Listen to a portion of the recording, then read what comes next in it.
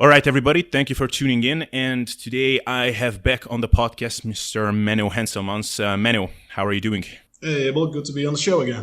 Awesome. So we have some cool topics today, and it's all mainly related to kind of diet psychology and diet management. So we will jump right in. And the first topic that I kind of want to cover with you is the topic of refeeds, diet breaks, and basically non-linear dieting in general, because especially in recent years, I think if you look at the landscape of coaches, practitioners, then it's getting more and more ground, and a lot of people are seeing really nice benefits from it. And a couple of studies also came out on that, which a lot of people point to as well as, okay, there is emerging evidence that they are really beneficial for all kinds of things.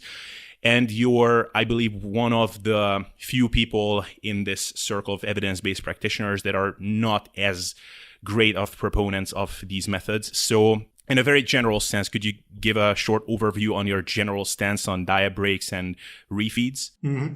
Yeah, I think I'm not a fan of either in general. With refeeds, the main thing is that they're regulated by leptin, and that's the proposed mechanism. But we see in research that leptin is regulated exclusively by cumulative energy balance and total body fat percentage, because leptin is secreted by adipose tissue, body fat mass. So it's your total body fat mass that mostly determines how much leptin you secrete. Now you can temporarily increase this by increasing energy balance, but as soon as you go back down into energy deficit, you negate that effect. Plus, if you look at the effect on energy expenditure, it's marginal, not to say trivial. You're looking at like a 5% increase in energy expenditure for something like 40% overfeeding often. So basically you have a day where you're basically getting fat, or you're storing at least a ton of glycogen. In the end, it doesn't matter really if you store glycogen or fat, because in the end you'll have to get that all off again before you start losing fat. So, and in the end, total energy balance still applies.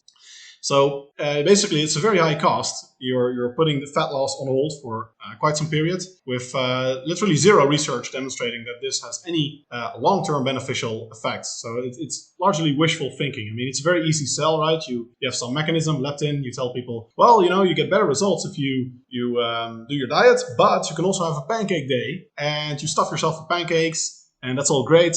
And not only that, but leptin, so you lose more fat. And that's very a very easy sell, but it's simply not reality.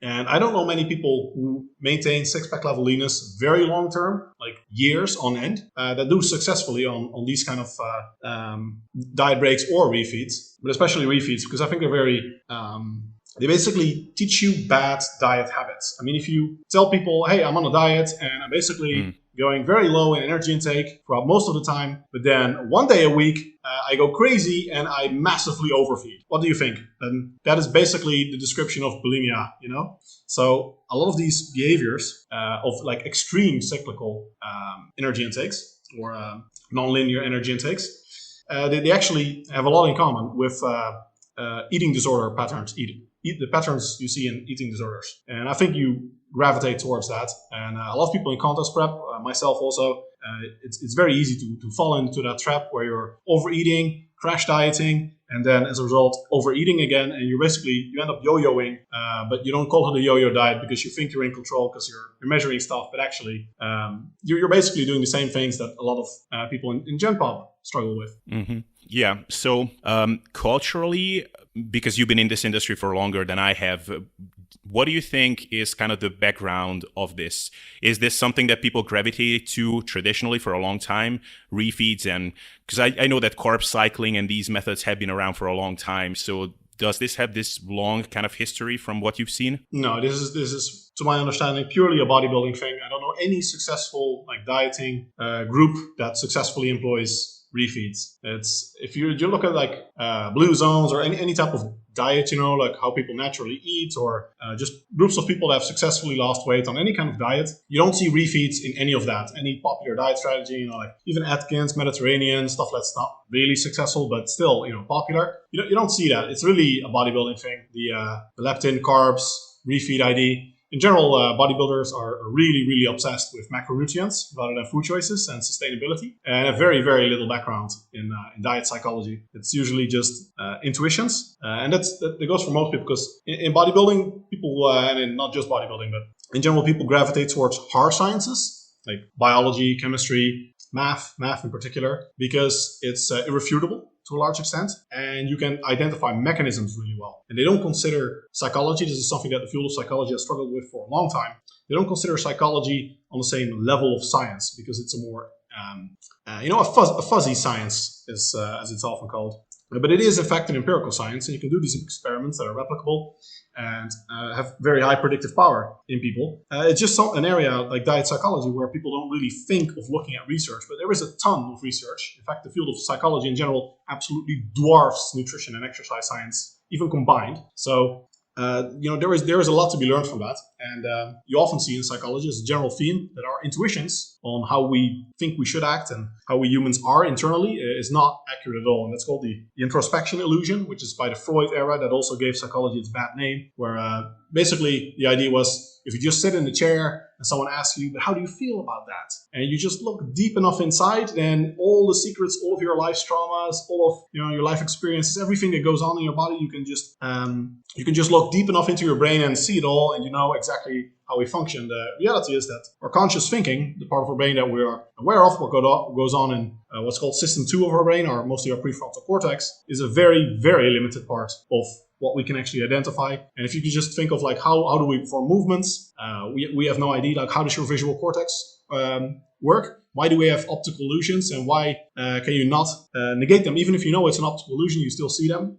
These things show that so much of what happens in our brain, generally estimated to be over 99%, is not things that we are conscious of. And you have to do research in people to find out how that actually works. Mm-hmm.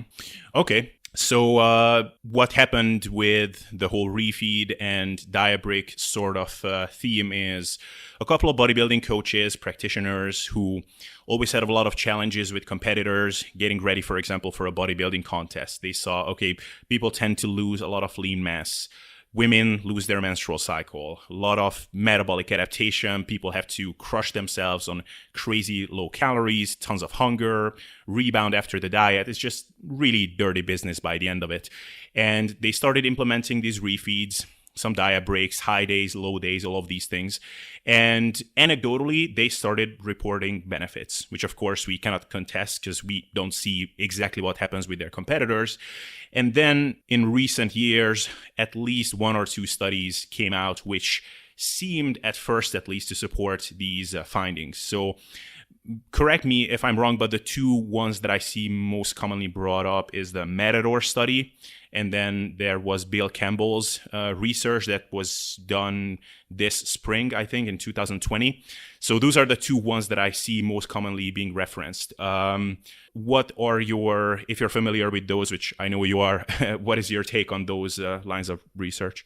I'll go into the Bill Campbell study, because actually, it's interesting because I'm doing another study with Bill Campbell right now that we finished up and we're publishing very soon. We should have that. I can't make any promises, but we're presenting in September at the International Sports Sciences Nutrition Conference. He's going to present the results, so I can shed some light into it. And basically, we replicated the Matador study.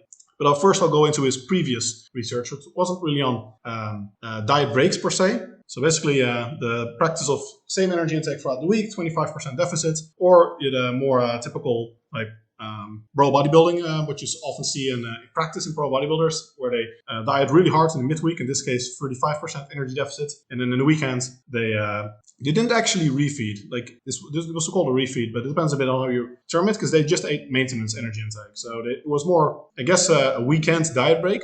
Most people that do this actually overeat quite a bit during the weekends and then are forced to be in very high energy deficit throughout the midweek. So I think this practice would be better. But basically, the main conclusion was that I think they saw greater preservation of fat-free mass. But the thing is that they did the measurements with both body metrics and in-body after the refeed. So basically, they were more glycogen loaded, and there's a lot of research showing that if you do a measurement like that, when someone is in greater energy balance, and especially if they have more carbs, which I think people were instructed to have the extra energy mostly from carbohydrates, then you see that they hold more lean body mass, but it's not muscle mass. It's just the glycogen and associated water storage that comes with eating more carbohydrates and energy in general. So it doesn't really say much about the efficacy of the diets. What would have been much more interesting is if they had done the measurement after the diet period in both groups, like after the 5 days. Because then you're looking at both when they're actually in energy deficit. Now it's like looking at one where they're not in energy deficit and the other group where they are. So it completely confounds the measurements. So I don't think that study really tells us that much. It's probably, if you look at these results, they're very much in line with both diets being exactly equally effective, but the measurements just being skewed towards greater glycogen and water storage in the refeed group. So that's also what most research finds in general on cyclical or non-linear energy intakes. There have been several systematic reviews, even I think 3 meta-analyses that all show that non-linear diets of various types of alternative fasting, various types of, how you call it, it depends a bit on, when does intermittent fasting start becoming non-linear dieting, or when does a diet break become, or when does a refeed become a diet break, these kind of things. In general, the theme is that overall, it doesn't really matter much how you distribute your energy intake, at least not in sedentary individuals. That's, I think, a key point. All that matters is the total macronutrient intakes across the week and what this energy balance was in both groups. So I think this study is very much in line with that, and not really a strong argument in favor of refeeds. Mm-hmm. If you wanted to play like devil's advocate a little bit, or if you were to see it in the most favorable lighting possible, if someone is doing a refeed on 2 days, like let's say typical like Monday through Friday, someone is eating lower calories. On the weekends, they're eating higher calories, and the weekly calorie average is the same. What could be one mechanism that could allow someone to maybe hold on to more lean mass doing that? Or there's just simply no logical explanation for that? What do you think? Yeah, that's basically a big part of my problem with this research and these hypotheses. There is literally no proposed mechanism. None. There's not a single paper that has offered any plausible explanation of why this would benefit muscle retention or anything like that. Like if it was with training, like you have more energy intake in the anabolic window periods, something like that, that could work, but that's not specifically what these studies investigated. And the leptin mechanism doesn't make any sense, because we see that it responds to cumulative energy balance and it goes right back down afterwards. So it's very unlikely that would help at all. And it also doesn't explain why most studies don't find these effects. So the lack of a plausible mechanism is in fact a very big part of why I don't put much credence in any benefits of refeeds or diet breaks. Also, it's very interesting to see that we actually have a ton of research on specifically this type of diet, in terms of diet adherence, because that's generally the next claim. Like, okay, maybe it doesn't benefit you physiologically, but it probably does psychologically, because it's a break, right? Diet break, you get some psychological relief. Intuitively, it sounds very plausible that this should help with diet adherence. But we have a ton of research, including a meta-analysis, that shows that this exact diet pattern of eating very strictly Monday to Friday and then being more lenient in the weekend is associated with terrible diet success. And I see this in so many people. This is one of the most consistent things, that people that don't have high consistency in their diets, they are not successful in the long run. If you just think for yourself, especially if you have no restrictions in the weekend, that's like a recipe for disaster, because anyone that's dieted for long term and has experimented with a lot of social eating events can tell you it is easy in a single meal, let alone 1 or 2 days, to undo the entire week of fat loss. Like, easy, especially if you go to a buffet or something like that. It's very easy. Sometimes you even see fat gain. That's typically rare though, but it's very easy to just negate the week's deficit and be basically back at square one. So you just end up maintaining that week, and you basically diet the whole week to be able to fit that buffet into your weekly plan. Yeah. Do you think there is any plausibility in what some people describe? So I remember listening to the podcast that you guys did with Danny Lennon, Eric Helms, and you. And there, Eric was describing how he was going very low in calories for 5 days. So he was eating like 1,200 calories. And on 2 days, he was eating 2,500. And I think his explanation was that at those very, very low body fat levels, you need to create that really powerful kind of quote unquote deficit stimulus almost to really deplete those glycogen levels and to really dig in. And even though the weekly calories come out of the same place, it helps to kind of get rid of those final bits of quote unquote stubborn fat. Sounds kind of bro sciencey, but do you think there could be something there? So I had 5 days at 1,200 calories, which was just basically veggies and protein for me. Yeah, and then I had 2 days at 2,500 in a row. So I had a 5 and 2 setup. There is going to be points in a diet where the body is so resistant to fat loss that you have to deplete glycogen way past what you think is reasonable and create a large energy gap to what would be ideal from like an energy availability perspective to effectively lose fat when all that remains is very quote unquote stubborn fat. Yeah, I have a ton of respect for Eric, but if that was his explanation, that doesn't make much sense to me. Tons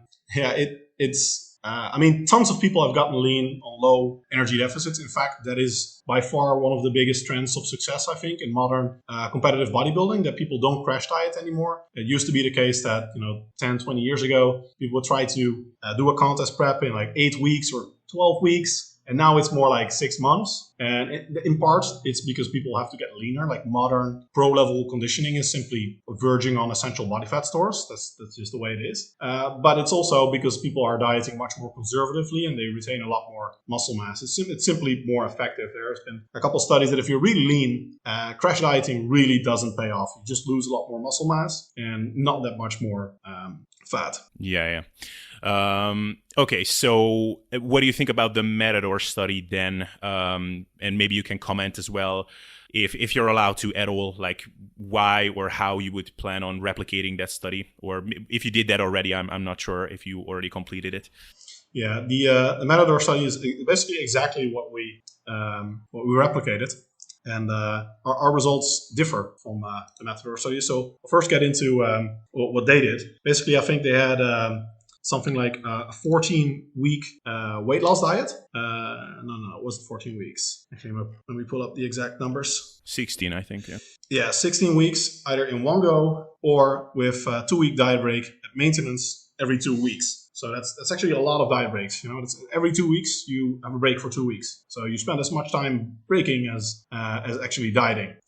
And they were supposed to be in 33% energy deficit. But in contrast to every other study, including an earlier study by Art Green et al. In 2013, which did not find any of these effects, which found that, like most literature, the effects were the same as long as total macronutrient intakes across the week or average over time were the same. The Matador study is like the one exceptional study, and therefore by far the most popular and controversial, where the diet break group had better results, both in terms of body composition and in terms of retention of resting energy expenditure, which also other studies have looked at and they did not find.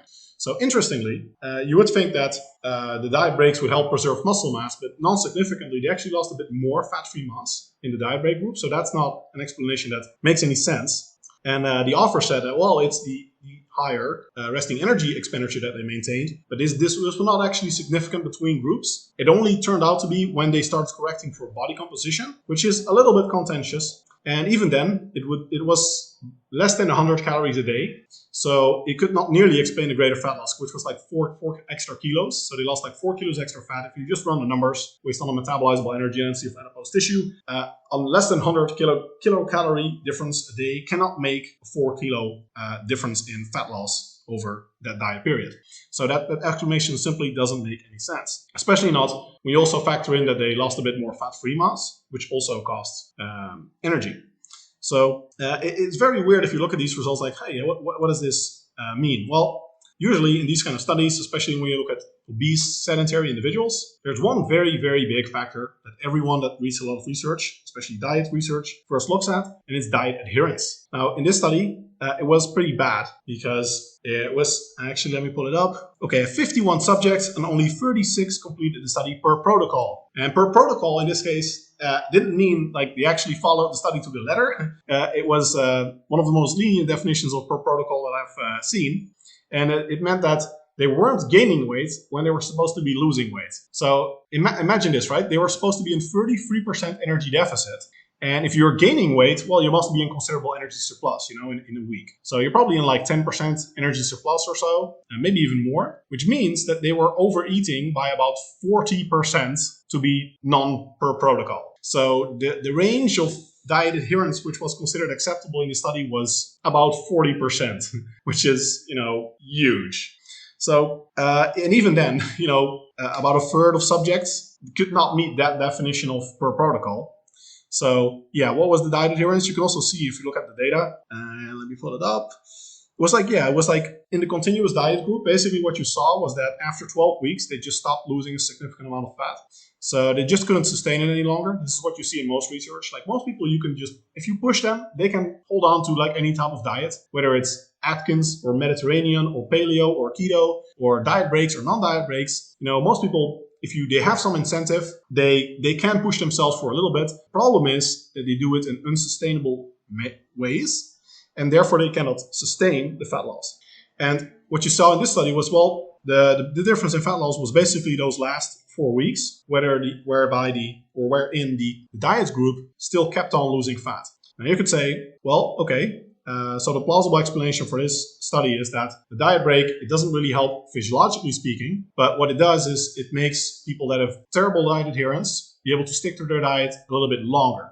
Well, that could be a good thing. My problem is, does it actually help them in the long run? Because we've had our green study they mentioned before. They looked at like what a year later the results were, and they found no significant differences. So it doesn't appear that the diet breaks actually help make the diet more sustainable. I mean, by definition, that's basically the problem with a diet break. It doesn't make it more sustainable. It's just running away from the problem and seeing if it's still there if you come back. Now, if you're in contest prep, this can make sense. Like if an individual simply cannot sustain like a 6-month contest prep in one go, and they have the time and they want to get absolutely shredded, then it can make sense to do diet breaks. Basically, you're just saying, well, I can't do it in one go. I need those breaks to be able to sustain it. That's, I think, a sensible way of incorporating diet breaks.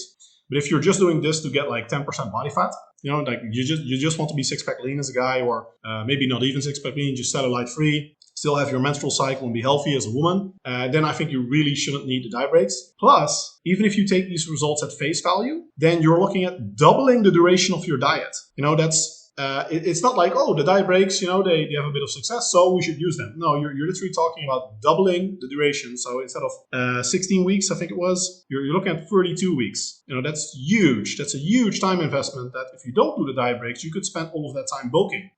So the diet breaks are at best, like even just cherry picking the Matador study, ignoring all the other studies, like Arguin and Wing and Jeffrey, I think it was one of the first ones, and a couple more that had crappy designs that are barely worth mentioning. But even ignoring all of that, basically you just take these results at face value, then you're still looking at, well, if you double the duration of your diet, maybe you end up with a slightly higher metabolic rate, which is probably just because they stuck to the diet better and completed the diet in or in twice the duration. So basically the energy deficit over time was half. Then you're still looking at, it's a terrible investment, and probably you'd just be better off with, rather than doing 16 weeks of 33% deficit, you just do 32 weeks consistently without diet breaks, but with 16% deficit. That would probably help more in terms of muscle retention, because then you're actually reducing the stimulus for the body, the stress of muscle loss. Like if you're in a very small deficit, you probably won't lose muscle mass. In this case, they probably shouldn't lose much muscle mass at all because they were obese and pretty sedentary. So I think you'd have better results that way, just having a small deficit than aggressive deficit with diet breaks. So I should be kind of playing the devil's advocate here, but that's one thing that makes me skeptical about the kind of metabolic benefits of these refeeds and diet breaks. Is a lot of the times that what I see is that the people who swear by doing these have kind of a history, or not a history, but just their genetics just make it so that they have to go quite low in calories. So maybe a 80 kilo guy who is at 6-pack level, or maybe 8% body fat at 80 kilograms or so, will have to diet on 1,500 calories. So they do these refeeds, and they have a couple of higher days during the week, but on the rest of the days, they are starving. Like they will be eating 1,200 calories or 1,000 or whatever. It's like, well, I mean, no offense, dude, but it doesn't seem like you're gaining that much ground. I mean, the weekly average is still freaking low. So if I was seeing something like, okay, you're eating overall substantially higher calories if you average things out, then that would make me convinced. But this way, not so much. Yeah, I know a lot of YouTubers that are like behind the scenes honest about what they do for like 10K challenges. And a lot of them say like, yeah, it's like 1 to 2 weeks of hardcore dieting, and then you do the 10K challenge. Or you do the dieting afterwards, and then you basically average out.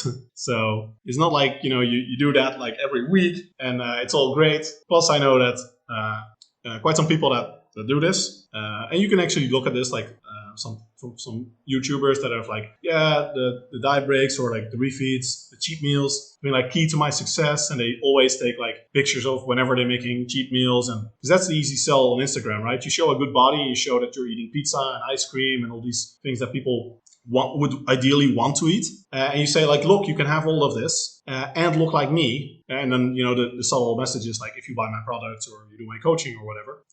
But usually what you see is that either it's not sustainable at all, like they're suffering most of the time, and they have like one day a week where they actually feel somewhat okay, or it's just not long-term sustainable at all. Like a lot of people do, so for example, a contest, and they're very lean and they're happy with that, and then they maintain that shape somewhat with like basically crash dieting, diet breaking, sort of yo-yo dieting for like a year, sometimes 2 years, people that maintain, and then they basically crash completely and they basically get fat. You see this so often, and then they just stop making posts, or all of their posts on Instagram or YouTube are like flashbacks rather than their current condition. So I really wouldn't say there's like any strong anecdotal support even for diet breaks or refeeds having such a good track record. I'd say it's really exclusively in contest prep, and that's where an area where I'd say like with Eric Helms, I think it can make sense. Like I said, I'm not a big fan of it. Like I'd rather just do it slow and steady rather than with breaks. But I think a break could make sense. I think the slow and steady, the big advantage compared to a break is that what we see in some research, like I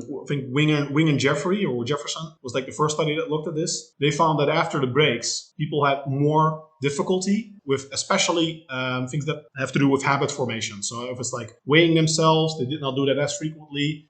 They had to sort of redo their meal plans and see they had difficulty more with food cravings, because if you do the diet break and for 2 weeks, like extreme example, you do like a high protein cheesecake, and that's like what you eat with dessert, for example, and then every other 2 weeks you switch back to regular cheesecake. Well, then when you switch back to the dieting, that high protein cheesecake is going to feel terrible. It's like, it's just the worst version of the other one. And you're constantly made aware of this by the fact that you're reintroducing that food. But if you just stick to the high protein cheesecake, and research also shows this, cognitive neurosciences, if people stick to, for example, eating vegetables, the reward center patterns in the brain actually activate more. So if you always stick to healthy, low-calorie foods, you learn to like them more. And in general, people learn to like foods that they consume more. So that's a win-win. And that's also basically how you teach people to eat healthily, and how kids start liking vegetables and acquire tastes like coffee, how we learn to like those. It's just exposure and not having alternatives that are better tasting in your internal menu. So I think the diet breaks actually may be more hurtful than beneficial in terms of diet adherence in that sense as well. You asked about the study that we did. So interestingly, I've basically... this was already my view on the Matador study, but as you can probably guess, it hasn't changed based on the study that we did. So basically, we replicated the Matador study. And I can't give all the details yet until it's at least published at the conference soon in September. But basically, we replicated the Matador study, and this time in strength training individuals actually paid much more attention to that. They were sticking to their diets. People that know how to track their macros and are supervised in doing so. And it didn't pan out. There were some hints that it was more psychologically bearable. But given the extra duration, the fact that they basically just took twice as long. In our study, it wasn't quite twice as long, but it just took a lot longer. So it makes sense. But physiologically, no. Our results aligned with the vast majority of literature that any type of cycling of calorie or nonlinear dieting, it doesn't matter for your body composition or your resting metabolic rate, like your metabolism. It's only a psychological factor. And that factor, I'd say, is probably equated for the same duration of dieting, negative, not positive. Okay. So my question to you then would be, what would it take for you to buy into refeeds or diet breaks? Give me a hypothetical study setup and result, or maybe something that you would see anecdotally that would make you go, God damn it, this seems actually legit. It would be pretty easy, honestly. Like any type of these studies, like the Matador study with better adherence. If our own study had found these things, I think our own study was good. So that's exactly the design I would want. Strength training individuals that knew how to track their macros, adherence closely monitored. If we had found more fat loss in the diet break group, that would have very strongly caused me to rethink all that I knew on diet breaks and on human metabolism in general, honestly. So the previous Bill Campbell study, but with the measurement points being done not after the refeeding. Most studies like the Arguin study or the Wing and Jefferson study that didn't find benefits, like if they had found benefits, that would have definitely surprised me. So I think it's not that hard to find benefits. And with refeeds, we really don't have a good study that equates total weekly energy intake in both groups and then measures like the long-term results. So that's an area where we simply would want to study. But I think based on the research we have on leptin, I wouldn't get my hopes up. And some of your respected colleagues, a lot of bodybuilding coaches, these types of people that are anecdotally reporting a lot of benefits from them. How would you explain that? Do you think that they are just conflating what ends up happening, which is just an overall reduction in the energy deficit, which results in better lean mass retention, less problems with women losing their cycle and these sorts of things, and that is facilitated by refeeds, at least in part?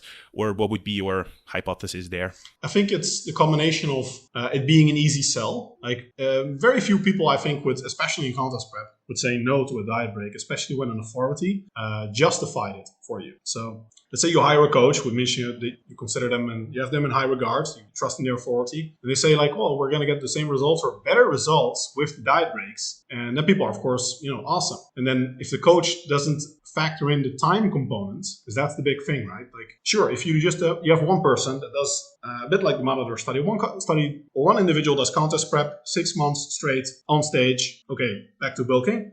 The other individual takes like 8 months to do the same diet, but they have the diet breaks. I think they'll actually get, well, probably about the same results, but maybe slightly better results because they just have longer to get into shape. So basically the average deficit over time is simply lower. And like I said, I think it would be better to just have a low deficit continuously than do diet breaks. But still, you are talking about a lower average deficit over time. So that may be beneficial. And if you simply don't count the time factor, you say that, look, we got them into shape. Maybe they liked it more. It's something that you can definitely tell people, like on Instagram and during diet breaks, you're like, oh, this feels so good. And then if you don't factor in the fact that, well, we could have also done this in 2 months less time, then it may seem like something that really works well. But if you factor in that, it takes a lot of extra time and really probably you could have just gotten the results in less time, then it doesn't look so appealing anymore. That's the thing with, as a coach as well, what I see is that other than just people buying into it and basically having a placebo effect, like if you have any special method, it's really easy to just look at like the total success and not what it took. Like if I have, for example, a method that is actually super effortful and like people would hate, for example, but I think it's like slightly better results, then it would be very easy for me to say like, yeah, this is better. But you don't factor in the costs that are associated with your method. Oh yeah, actually, glad you mentioned that because I totally forgot. Do you still use calorie cycling? So you're basically doing the anti-diet break or anti-refeed approach. It's like a reverse refeed in a way. So you're keeping calories higher, and then in the time periods outside of the anabolic window, you would drop calories pretty low. Do you still do that? Yeah, I'm actually a big fan of calorie cycling in strength training individuals specifically, putting the calories more on basically the training days, but formally in the anabolic window. So especially in the period between the workout and bedtime. And I think there the plausible mechanism is, and we have a couple studies that actually look at this, whether, for example, you ate like 70% of energy intake in the morning, train around midday, or you have 70% of energy intake and while still training at midday in the later part of the day, and they have better nutrient partitioning, so a better ratio of lean to non-lean loss or gain of mass. So basically, the theory there is that if you put your calories more after your workouts, your body will preferentially utilize them for muscle growth. And we know that energy balance can facilitate protein balance. So I think, there we at least have a plausible mechanism, although research on like acute effects on protein synthesis are a bit lacking. But at least, it's somewhat of a plausible mechanism, and there's some empirical support for it. Plus, I think it's generally well tolerated. Like after your workout, people like to indulge a bit more and have like the relaxed phase of their day. So I think it also makes sense. I'm doing it slightly less extreme than I think when I used it with when we still work together. But I also like going really low in calories, like 1 day a week, which is almost like an alternate day fast period. Indeed, sort of an opposite of a refeed, because it's like 1 day sort of crash diet. And there we actually see in research that people generally find this equally acceptable, or they prefer it. And if you do this in strength trainees, which we have very little research on, I think it makes sense if you get at least the same results, to put more calories in the anabolic windows where they may facilitate muscular recovery. Interestingly, we have at least 2 studies showing better diet adherence with somewhat alternate day fasting type setups, which suggests that people may find like short aggressive deficits more tolerable than like long dragging ones, even if they're more moderate. But most research finds it's like the same results. And I think the benefit is mostly that you can put more calories in your anabolic windows, where they're more likely to help muscle growth than that you're just getting into fat storage. Now, I think the main thing is that even if you think like, I'm not sure about that theory, the way most people diet is like the opposite of that. Like most people think like you have the same energy intake every day, so you're like in the same energy surplus or deficit across the week, right? That's not the case at all, because you have the energy expenditure of training. So on a training day, let's say your resting energy expenditure is like 2,000 calories and your training energy expenditure is like 500 calories. And you're dieting with a 10% deficit, so on average, you're like at 2,200 calories or so. Now, what that actually means is that you're in a 300 calorie deficit on your training days, because you have 2,000 resting energy expenditure plus the 500 from training, you're 200 under that. So across the week as a whole, you're in energy deficit indeed. But your deficit comes from your training days, and on your rest days, you're in 200 to 300 calorie surplus. Now, I think that is very likely suboptimal. So I think at least you want some type of calorie cycling, at least a little bit. Like I think Martin Burkham used 20% differences between training and non-training days. I think that's a bit arbitrary, like 80-20 rule, Pareto sounds good. I think you at least want to sort of negate the fact that you're now in energy deficit on your training days. Like you want to be in energy surplus. Like maybe you don't have to be as extreme as I do it with some clients, but I think it does make sense to account for the fact that you also have training-induced energy expenditure.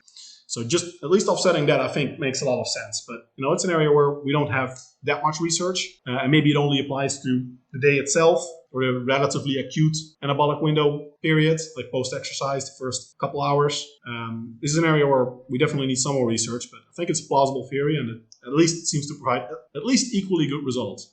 So one of the things that I kind of learned through your work is that a lot of the things that anecdotally basically everybody reports during a severe diet, which is I'm irritable, I have mood swings, I have less mental energy, my cognition is impaired, and I cannot sleep, very common.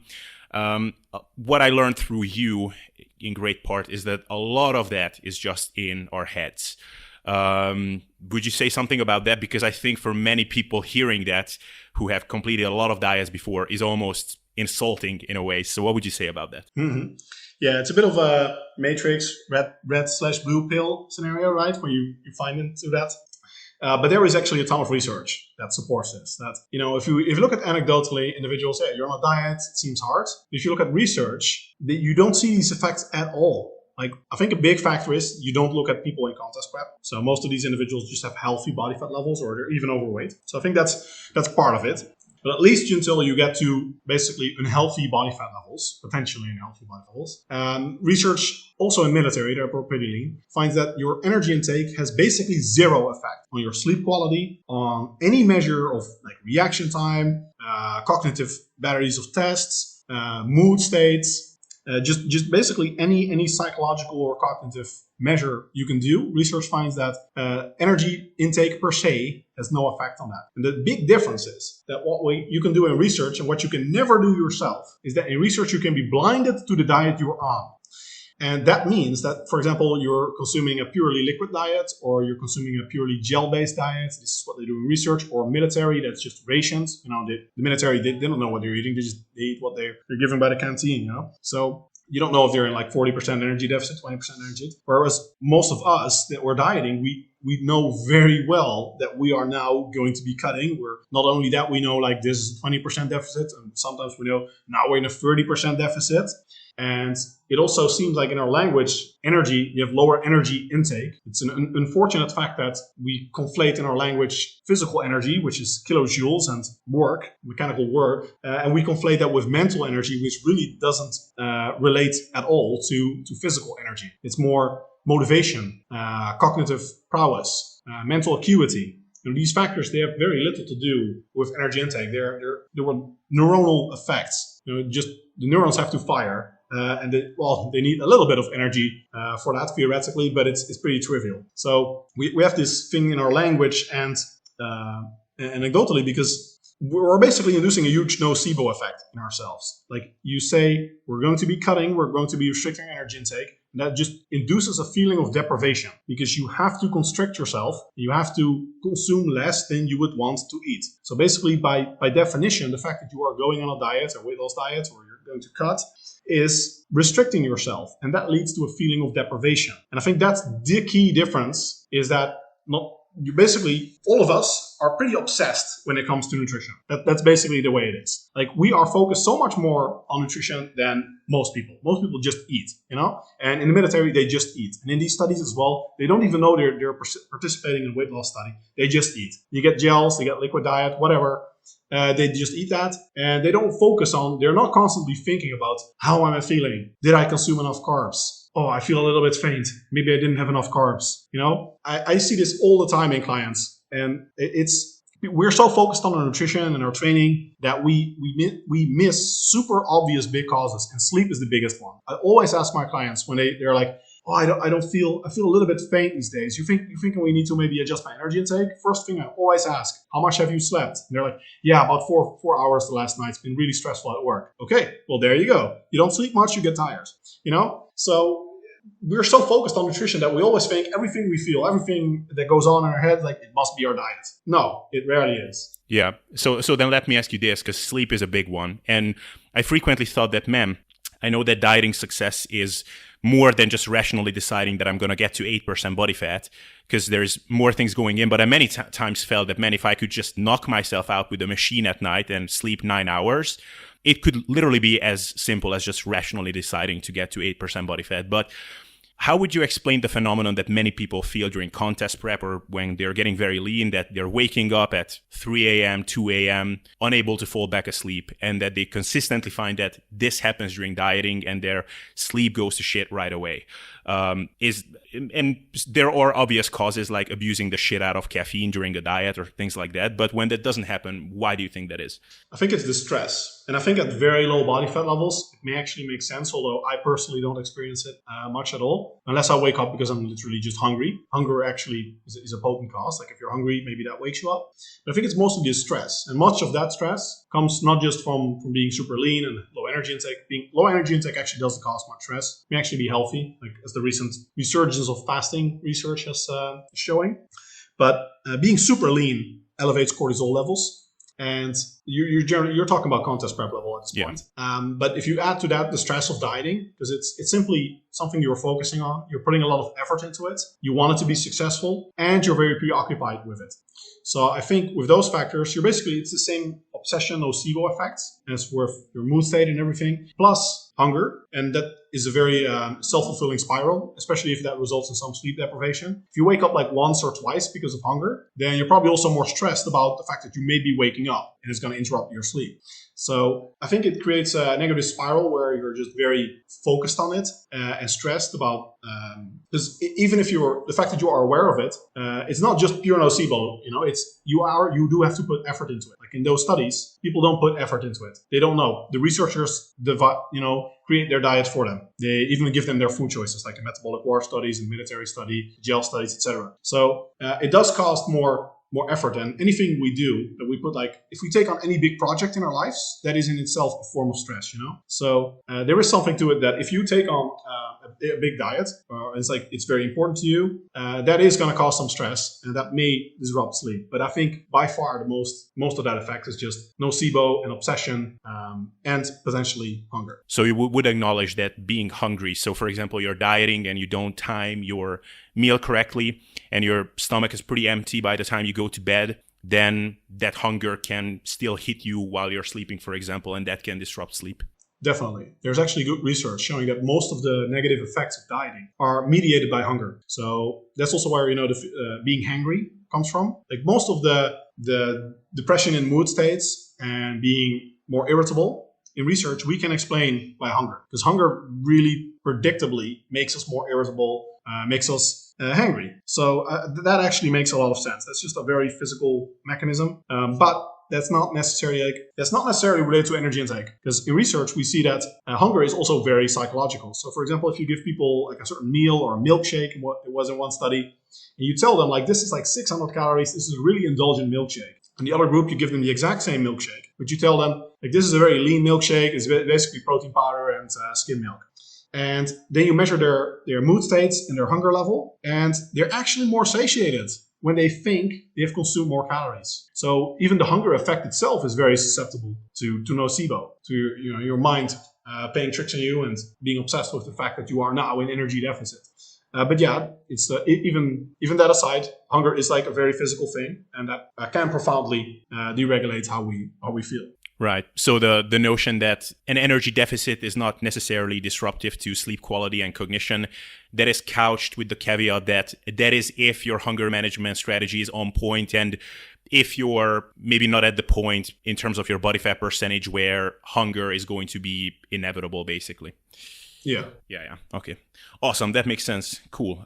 Hope someone who is listening to that and is planning to interview Menno is going to pick up on some of these topics, because I think these are really cool to talk about. So, Menno, I basically asked you all my questions, so thank you so much for doing this. My pleasure. Good timing. Yeah. So just please give a short plug of where people can find you. Sure, yeah. If people like this interview and like, oh, this guy, I want to hear more of what he has to say. He's not as stupid as he looks. Then you can go to my website, mennohenselmans.com. And best way to get to know my contents is to go subscribe to my email course, which I will spam the crap out of if you go on my website. So it's impossible to miss. And you plug in your email, you get like a tour of my most popular contents, some stuff from my PT course, freebies, a lot of good stuff. And then in the end, of course, I try to sell you the PT course, but you don't actually have to buy it. You can just take the freebies.